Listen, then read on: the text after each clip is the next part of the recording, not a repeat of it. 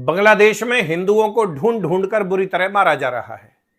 उनकी लड़कियों का गैंगरेप करके उनकी विभत्स वीडियो कट्टरपंथी ग्रुप्स में डाली जा रही है। कट्टरपंथी हू अकबर के नारे लगाकर बलात्कार और हत्याओं को अंजाम दे रहे हैं। मंदिरों को आग लगाई जा रही है। वैसे कुछ मंदिरों में हाल ही में इफ्तार के रूप में इन कृतघ्न सांपों को भोजन कराया गया था।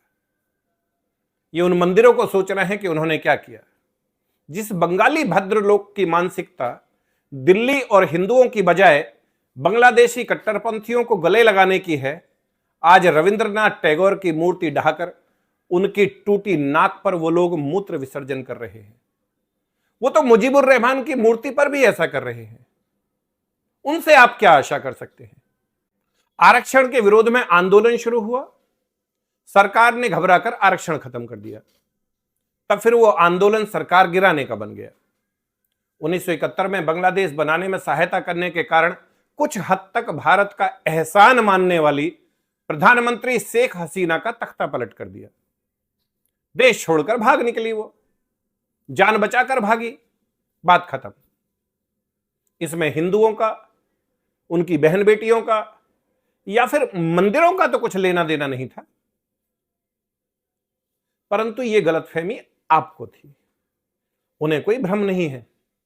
गफलत में आप जी रहे हैं।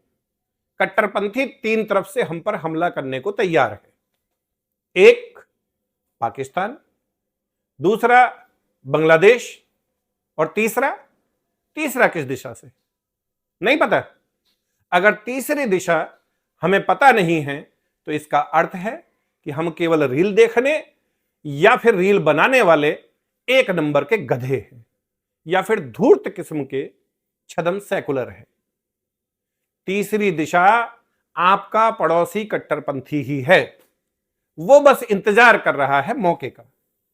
1200 वर्ष अरबों, तुर्कों, मुगलों के आक्रमण भारत पर होते रहे, उनका शासन रहा, भारतीय सभ्यता लहूलुहान हो गई, संस्कृति विकृत कर दी गई, विकास के क्रम में हम कई सदी पीछे चले गए। 1947 में धार्मिक आधार पर भारत का विभाजन कर दिया गया।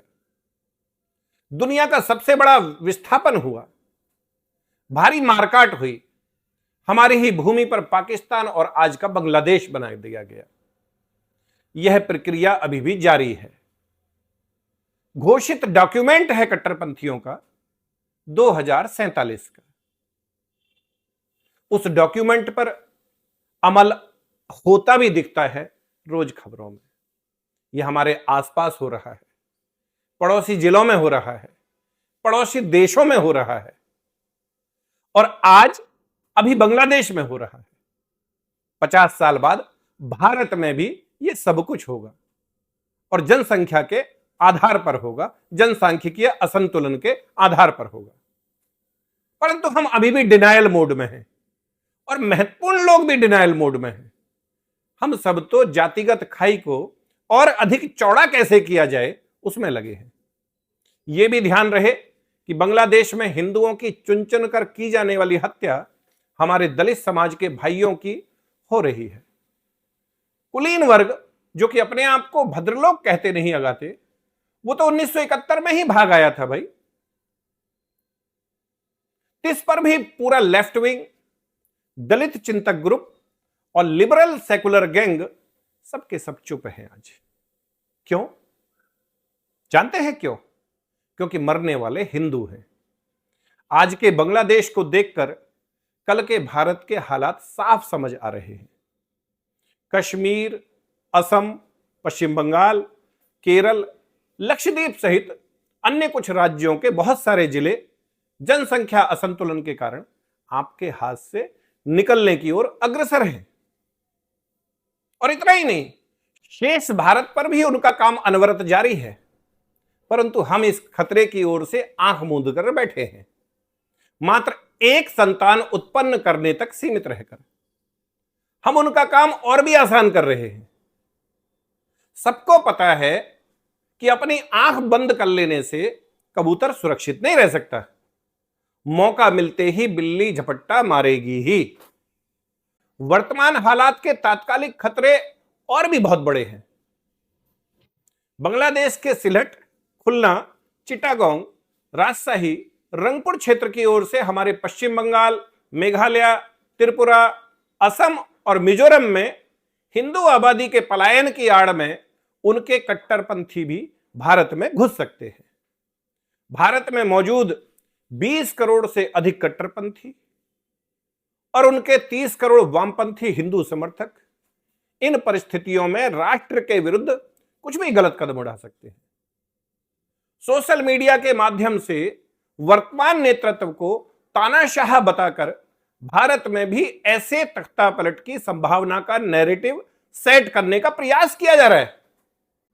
संकट की इस घड़ी में आवश्यक है कि हम सभी नागरिक एकजुट रहें, सोशल मीडिया सहित अपने आसपास की गतिविधियों पर नजर रखें, किसी भी संदिग्ध गतिविधि की सूचना अविलंब पुलिस प्रशासन को दें, निकटवर्ती लोगों को दें।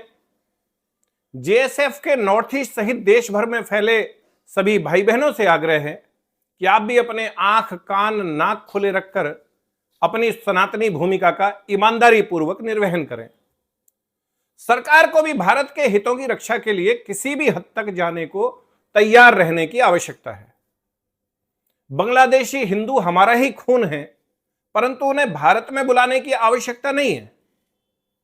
एक तो उनके साथ साथ बांग्लादेशी कट्टरपंथी भी भारत में घुस आने की संभावना है। दूसरा, हम कब तक और कहां से भागेंगे?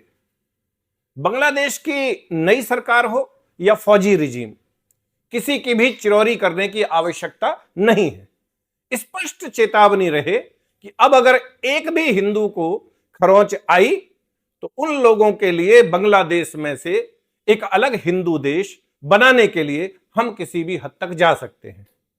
और हां, प्रदर्शनकारियों ने अपनी प्रधानमंत्री, जिसके बाप ने भारत की मदद से उन्हें पाकिस्तान के कहर से बचाकर उनके लिए बांग्लादेश बनाया, उस बुजुर्ग शेख हसीना, 76 वर्षीय शेख हसीना के अंतः वस्त्रों को सार्वजनिक रूप से लहराया गया और उसकी स्टोरी और रील बनाकर डाली गई। तो फिर आप किस खेत की मूली हो?